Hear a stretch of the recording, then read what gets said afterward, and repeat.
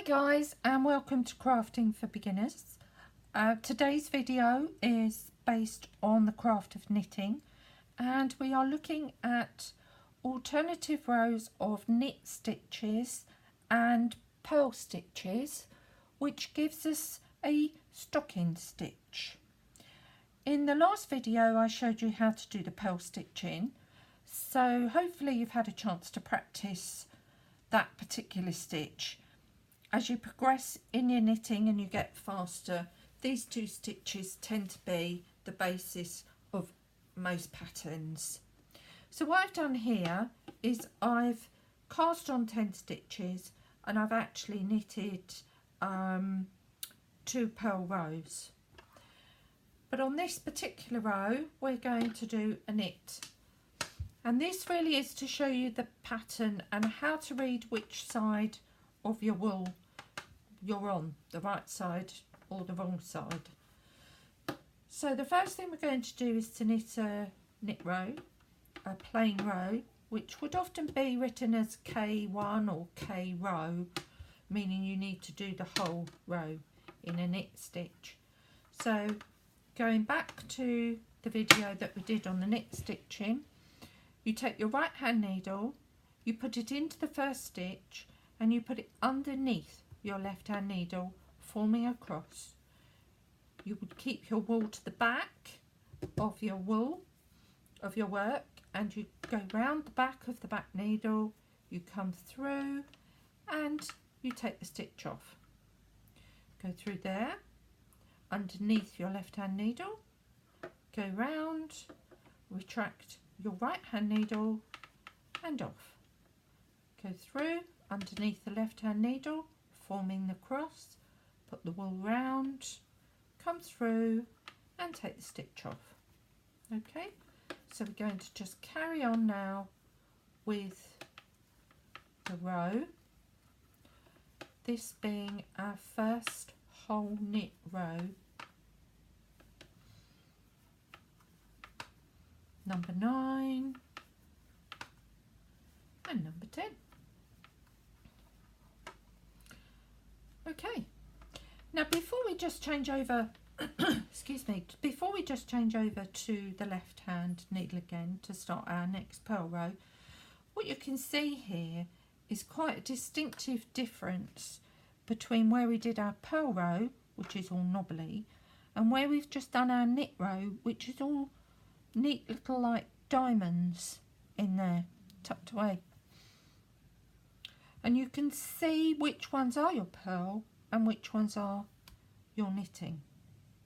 So if we go over to this side, we'll now see that we've got this kind of garter pattern over here because we did 2 purl rows, and then this side was your knit row, so this side is your purl row, so it would have given you a garter pattern.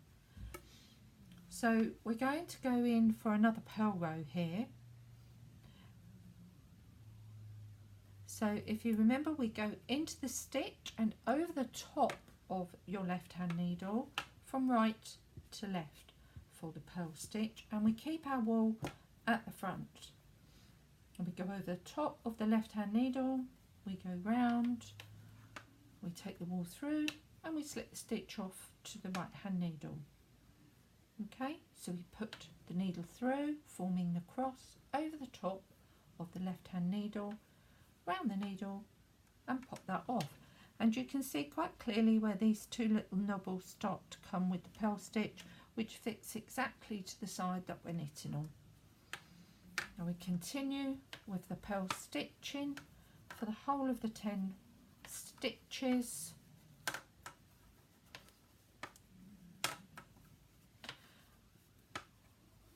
Number 6,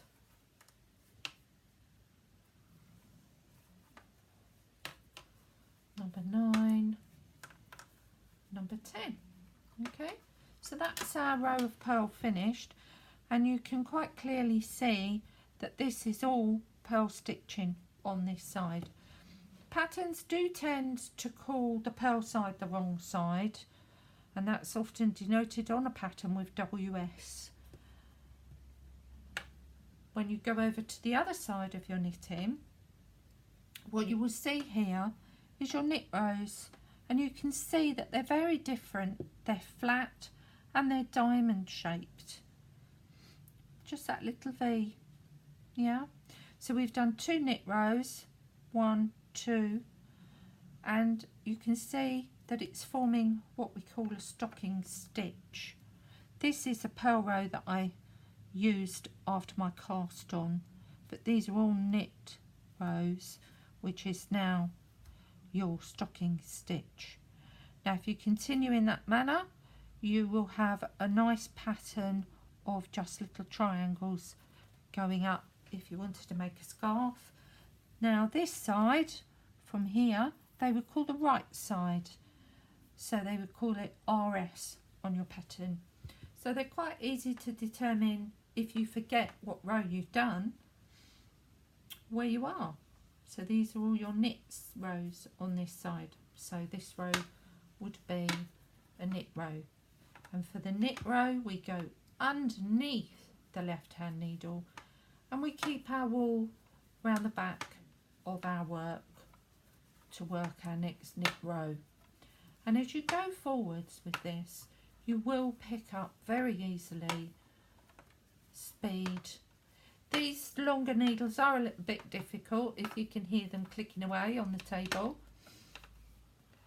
for the purpose of the video. And there we go. So you can see that we've extended again 1, 2, 3 rows. You can see the 3 V's quite distinctly. All knit on this side, all purl on this side. And there you have a work of art, really.